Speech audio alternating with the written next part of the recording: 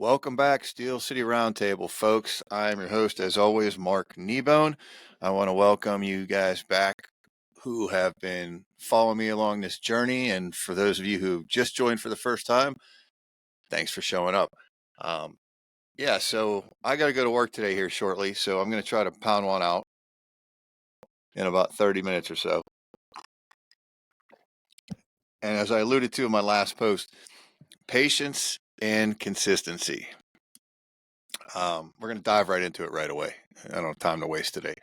So like I said, today is October 22nd. It is Wednesday. So on Monday, I was off with the wife and we were at Walmart and we were shopping for, all the basic stuff you need to get on a daily. And I started to feel some kind of way, but I didn't recognize it right away. And I became a real dickhead. I got real shitty. I was real short. I was bitching and pissing and moaning. And then I got real quiet for a while. And at one point she's like, I don't want to talk to you. You're being an asshole. And this is in the middle of Walmart. So, I mean, par for the course, right? And so we didn't talk for about, 10 minutes, maybe 15 minutes. Finished up at Walmart. She was mad at me. So she would, put stuff back on the shelves because I was being a dick. And then we get in the car and we drive for a while. And, as happens a lot of times in our relationship, it blows over. The BS doesn't stick around long. So for that, I'm lucky. But what I'm getting at is, in my recovery, there's 1,000 things that I have to do on a daily basis to stay sober and to try to be a good person. But above all else, I think two things are really, really important for me. Maybe you'll think the same things. Number one is patience. And number two is consistency. So I'm going to break them down in my life. We'll do patience first, and then we'll go into consistency. So patience for me doesn't mean specifically just being patient with other people or, being calm. Patience is one of those things that I think you're born with. You can work at it a little bit, but I don't think you can develop patience to the extent that we need it sometimes. So for me, patience is a weak point.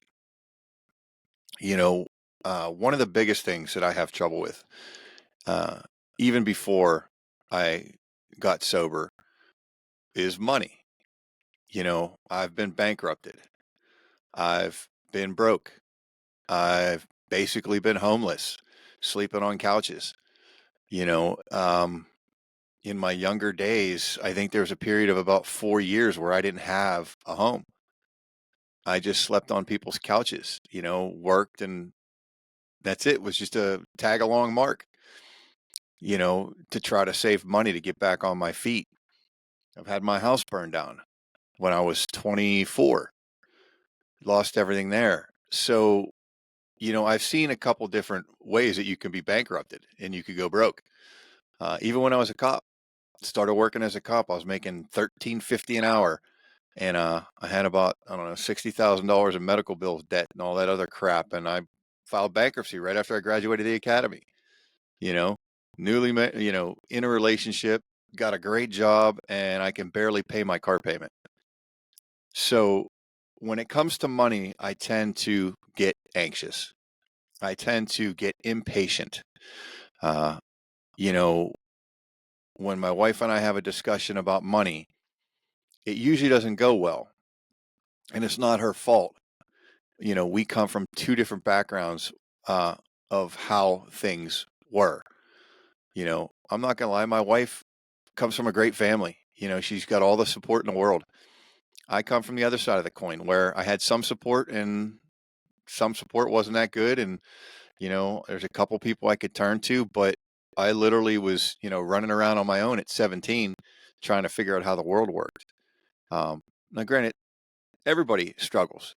I'm no different than anybody else. But for me, in my struggles, patience has never been something I'm good at. Uh, and like I said, especially when it comes to money. And we all know that money is probably one of the top three relationship killers. Uh, if you can't communicate, if you can't come to terms with how money functions in your relationship, it's doomed to fail. So coming all around, I lack the patience to have a conversation about money. I lack the patience to wait for someone to come around to my way of dealing with finances and my way of spending money. Once again, I'm a narcissist.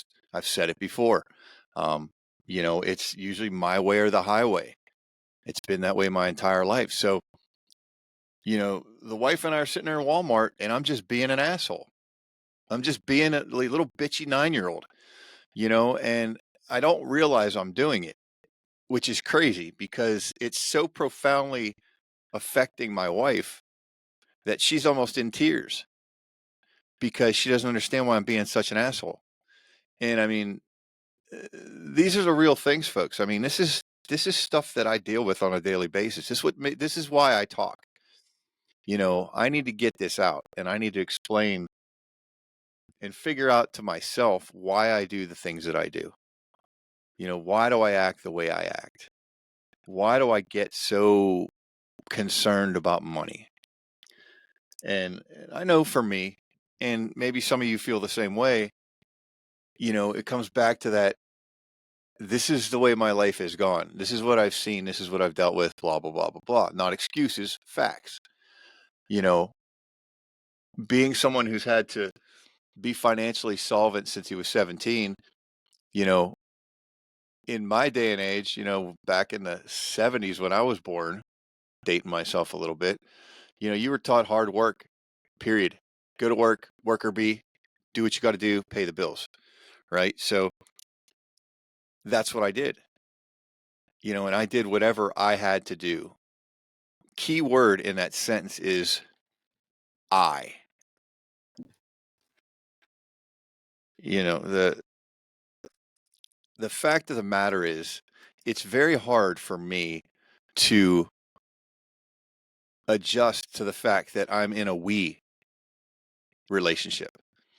I'm in a partnership, a true partnership in every sense of the word. So let's break it down. Why do I get mad? And I want your comments. So, reach out to me on Instagram, TikTok, YouTube, at the website, Steel City Roundtable podcast.com, and tell me what you're thinking. I want your comments because I want to know. I want to know if anybody else is dealing with this or anybody else has dealt with this. Maybe you can give me some advice on how to move forward. I'm asking my friends and family for some help. But yeah, so when I start to get upset about money, it usually festers with, a very small, insignificant amount of money, maybe like $30, $40. Or, for example, my wife is walking through Walmart and she's like a 5-year-old. She stops to look at everything, so she stops at this one counter and it's got these little things for kids. And I'm like, what are you looking at? What are you looking at? Like, what are you doing?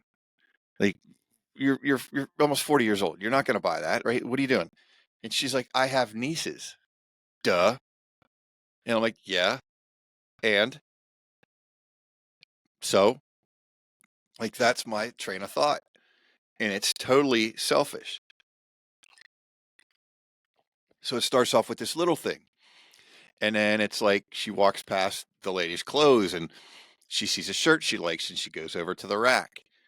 And then she's there and then she sees 7 more things. And it's like she's hypnotized by everything in the store. And I just start to get irritated. I mean, how selfish can a person be? Like I bought a new truck this year with her blessing, of course. And I'm going to get there to Walmart and get pissy because she wants to buy something that's $5 for her niece. And I think I just had an epiphany. You know, it comes back to me being a narcissist. It has to. It has to come full circle to me being a narcissist. Like, it's okay for me to buy something, but it's not okay for her. Wow. That's really not something good to realize about yourself.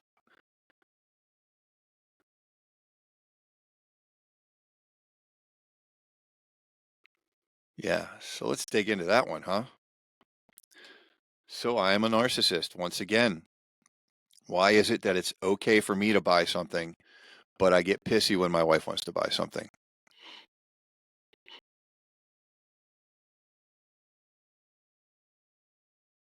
Well, there's that old control thing again. What do you think? You think it's a control issue? Seeing that this just popped into my head just now, I'm going to jump on to consistency because I need to think about that for a minute. Um, yeah.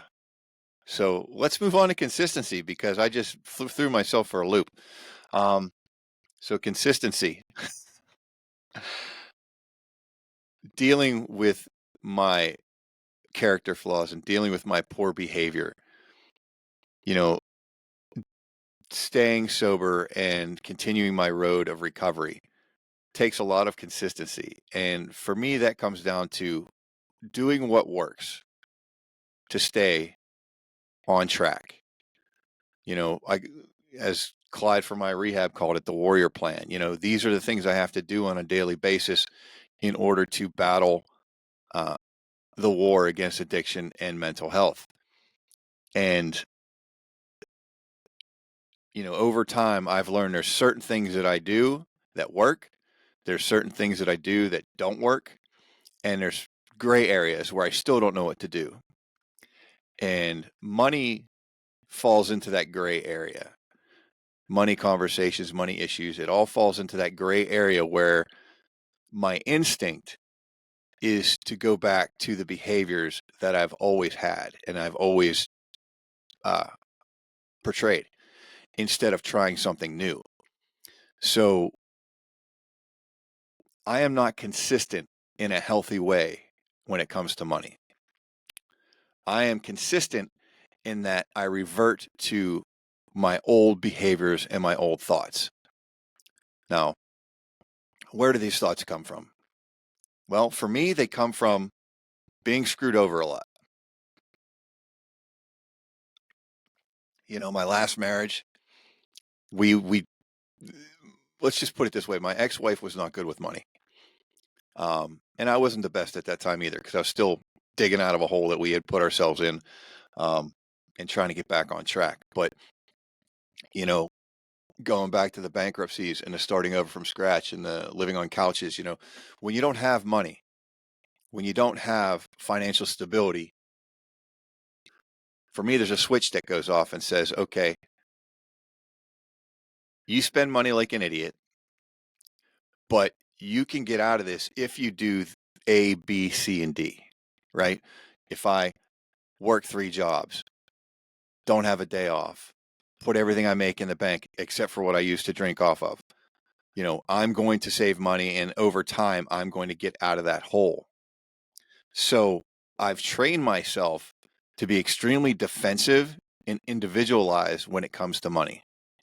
I've trained myself to count only on myself, even though I have a partner that is willing to help me and willing to, to meet me in the middle to make sure that we don't have these giant fights, right? So consistency for me is the fact that I lack the consistency of doing the things that have been working for me when I hit a wall. What do you mean by a wall? Well, anything, any situation that triggers me. I go back to, the negative reinforcements and the negative behaviors. And like I said, specifically talking about money, it always comes back to the same thing with me. I'm always worried about being broke again. I'm always worried about, overspending and, not being able to do the things that Shelly and I want to do with our lives. Like we want to buy a camper next year. We want to go home and see her family for, a week or two. Like we want to do all these things. She wants to buy scarves for my dogs and, all this other stuff. But, one of my biggest downfalls in my recovery, and it comes out in such a big, bold way every time it happens. My wife and I, we don't fight. We don't fight except about money. And usually it's because I'm being a dick. So what's the answer? What's the answer for me to not fall into the old consistency of bad behaviors and dive into my new world where I've been trying to train myself better behaviors and make those behaviors consistent? So what I'm getting at is consistency can be negative, it can be positive. Addicts and alcoholics and people that suffer from mental health, we are very consistent in our bad behaviors. We have been trained through our actions, through our experiences, through our inputs, that this is the way we respond to this input. So for me, it's talk about money, get anxious, get upset, get frustrated, get angry, and then lash out. Not a good behavior pattern. So how do I go from the negative consistent behaviors to implementing the inconsistent but more positive behaviors? How do I do that? It's a question for you guys. I don't know. I've been working on it for 28 months and I'm no further off with dealing with money than I was when I was drunk.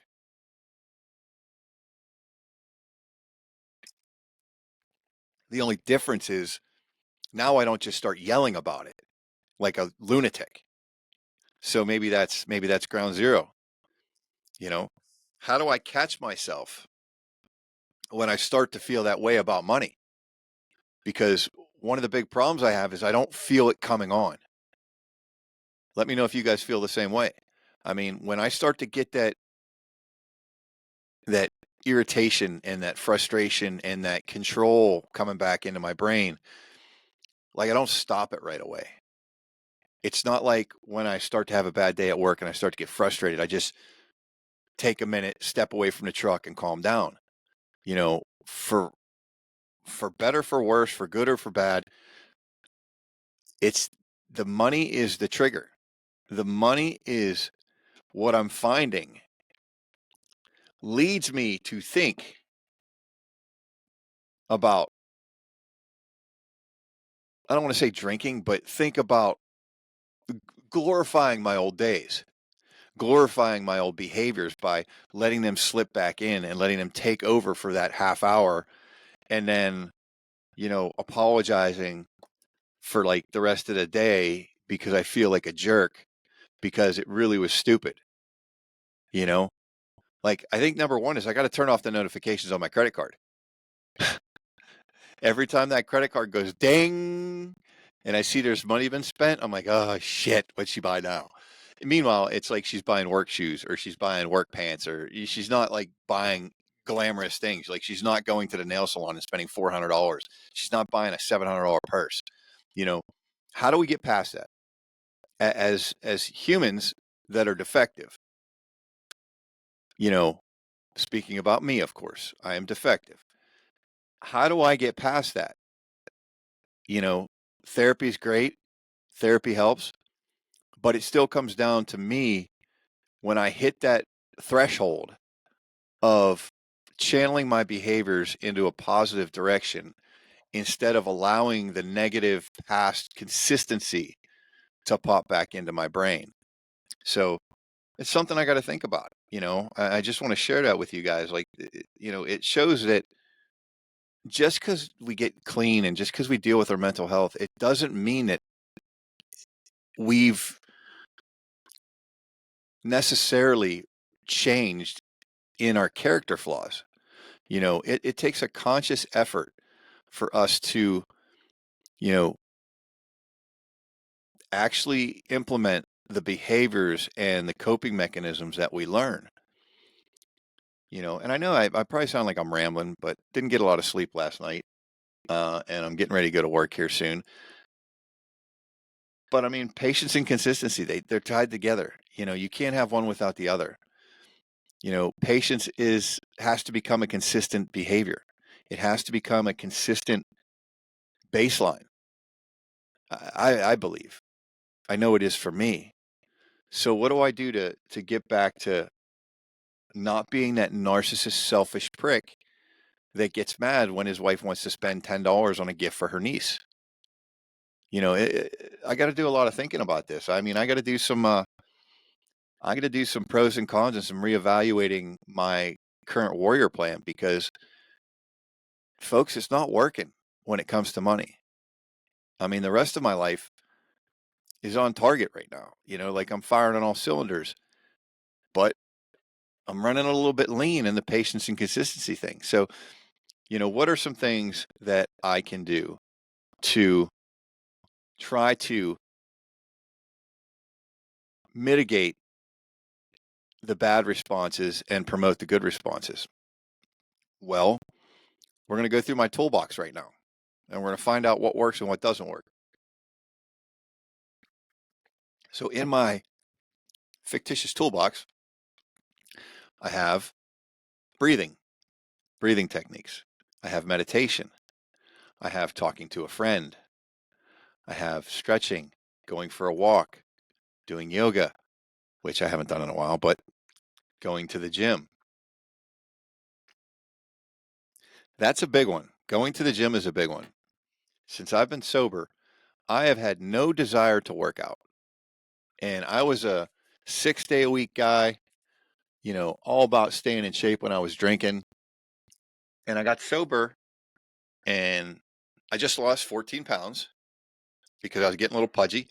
I had the dad bod and I don't even have kids. So, I did that without working out. I did that just dieting and doing everything I could without working out. So how do I get the motivation to go back to the gym? It's tough. The gym used to be very, very, very important for me. It used to be part of my life that I had to have. And in my recovery, I've realized that it was another addiction. I was drinking all the time, so I had to go to the gym to try not to gain weight. That was it. That was the reason. There was no other reason. It didn't really help my mental health because I was drinking at the gym. I was drinking on the way to the gym. I was drinking after the gym. I was going to the gym drunk, so I was just going through the motions of exercising because it was a vanity thing. It kept me from gaining weight. Now, like I said, I gained like 15, 20 pounds since I got sober, and I didn't really care about gaining weight because I'm happy, like my life is good. So, how do I motivate to go back to the gym? It's I don't understand. These things are just like I know I sound like I'm rambling today, but these things are just like they're all hitting me like in succession today. Like the narcissist and the idiot behavior about money, the inconsistency of not being able to implement my recovery strategies and to the most efficient and to the best result. And then, it's as easy as going to the gym to keep my mind a little bit healthier, and I don't want to go. I think this is one of those points in recovery where I have to sit down on paper and go through my warrior plan and list everything out and see what's working and what's not working. Because I think a change needs to happen. I think this is one of those pivotal times in recovery where, saying I'm okay and everything's good is not good enough.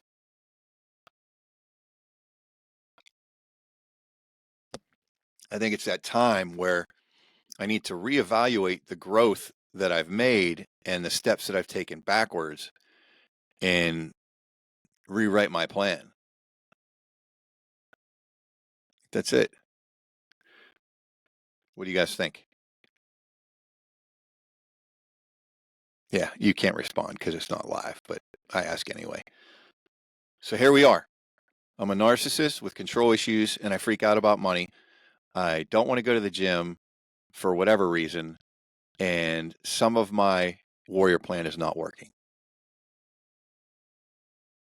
The bonus is I'm still sober and I'm still trying to get better. And I think that's the key of this whole discussion is, patience, consistency, you have to have them. They're a cornerstone for recovery. They're a cornerstone for good mental health. But it is also really showing me that recovery is very dynamic and fluid. It doesn't stay the same. As I evolve as a sober person, apparently my plan has to evolve and has to change and has to adapt. So, folks, I told you this was going to be a short one because I got to go to work. But do me a favor, reach out to me, give me a comment. Let me know if you've struggled with these issues. Let me know what you've done and what works for you because I'm really asking for your help here. Like I said, my life is great.